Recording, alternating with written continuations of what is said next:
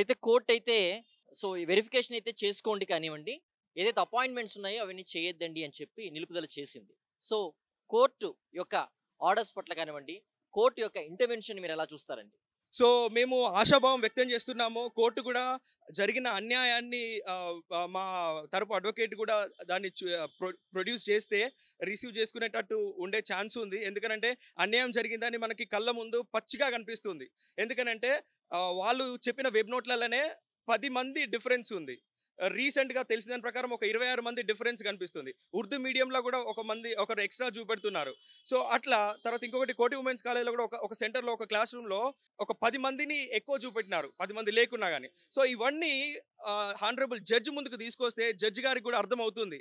So, ఈ లోపాలు ఏవైతే ఉన్నాయో, ఆ లోపాలు జడ్జ్ గారికి గూడా అర్థమైతే డెఫినిట్‌గా మాకు ఫేవర్‌గా ఈ ఎగ్జామ్‌లో ఉన్న వ్యవస్థలో ఈ ఉన్న లోపాల్ని జడ్జ్ గారు గూడా అర్థం చేసుకొని మాకు ఫేవర్‌గా జడ్జిమెంట్ వచ్చే అవకాశం ఉంది.